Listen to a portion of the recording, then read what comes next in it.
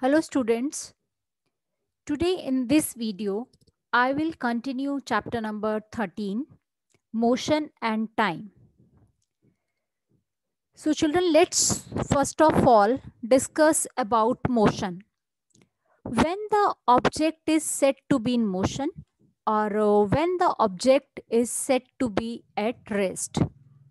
So already you are familiar with this word motion. It is a change in position of an object with time. Okay, so first of all, I would like to discuss or want to explain the definition of motion. Means when you change your position with respect to time. From time to time, if you are changing your position, then you are said to be in motion.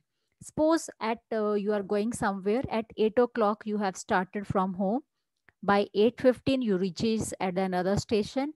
By 8:30 you reaches at another station. It means you are moving, you are in motion, you are changing your position with respect to time. So this is a concept of motion whenever you are moving. Or the other uh, word I want to explain, that is at rest. When the object is said to be at rest, means when you are not moving. Okay, when you are taking rest, then you are not moving. So at that time we say that objects are at rest when they are not changing their position with respect to time. So these two words, you must be familiar with it, that what is motion and what is the rest position. So already I just want to recap there that you have learned about the different types of motions. So here are the few examples of it. First is motion along a straight line. So we can say that a rectilinear motion, when an object or any of the vehicle, it moves along a straight line. So that is known as a rectilinear motion. Again, I'm stressing on a word straight line. Second is periodic motion. Periodic motion is a type of a motion in which an object complete its motion after a regular interval of time. So we can say that like a motion of a pendulum. So it keeps on repeating its motion. So that's why it is known as a periodic motion. One another type of motion is a circular motion. Circular motion means uh, when the object is moving around the anything, means moving around a fixed position, that is known as a circular motion. So example, here we can take that motion of the earth around the sun.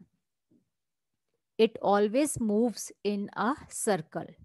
So these are the few types of motion. Other type of motions are also there, like oscillatory motion, vibratory motions, curvilinear motions. So here we have discussed only three types of motion. Next comes the concept of speed. Now we used to say that speed of the vehicle is this, the vehicle is moving with this speed. So children, what do you mean by it? Speed actually is the distance covered by an object in a unit time. That is called the speed of an object. Suppose if a car covers a distance of 100 kilometers in 1 hour and a bus covers a distance of 50 kilometers in 1 hour, then whose speed is more? Can you tell? Car covers a distance of 100 kilometers in 1 hour, and on the same way, on the other hand, bus covers a distance of 50 kilometers in 1 hour. So I must say that the speed of car is more than the speed of bus, because in this 1 hour, car is covering how much distance? 100 kilometers, and bus is covering 50 kilometers. So there is a difference between these two. Okay. The speed of the most of the objects are not constant. As you know, when the car or any of the vehicle is moving on the busy road, sometimes the speed is higher, and sometimes the speed gets slower due to the lights. Red light is there, then the car has to stop also. Means that depends upon the traffic, that the speed of the car.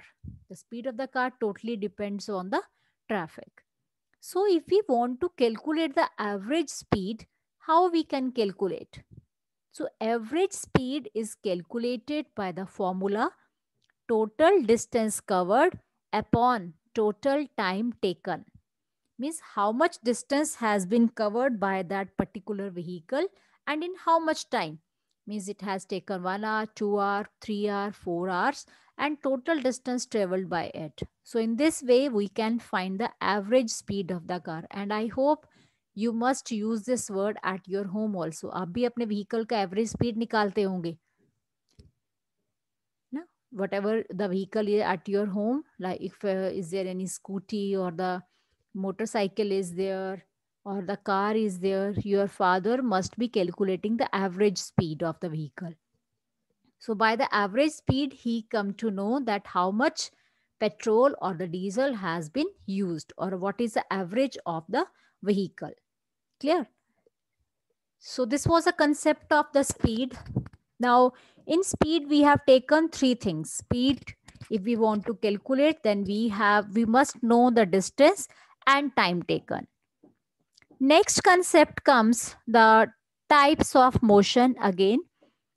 That is a uniform motion and non-uniform motion. It is very, very important, children. If the speed of an object is constant, okay, then it is known as a uniform motion. If the speed is constant. And on the other hand, if the speed of an object is changing with respect to time, then it is known as a non-uniform motion. So it's a very simple difference between the uniform motion and non-uniform motion. So first type of motion, uniform motion, already we have discussed that if the car is moving along a straight line without any busy road, without any traffic, then it is a uniform motion. And on the other hand, in a non-uniform motion, the car is moving along a busy road. So that will be obviously a non-uniform motion. And one thing more I want to say, in uniform motion, children, the graph will be a straight line always. The graph will be straight line, and in non-uniform motion, your graph can be, it can be the zigzag path, or you can say it can be the curved. It can be the curved path or it can be the zigzag path, we can say. So thank you, children.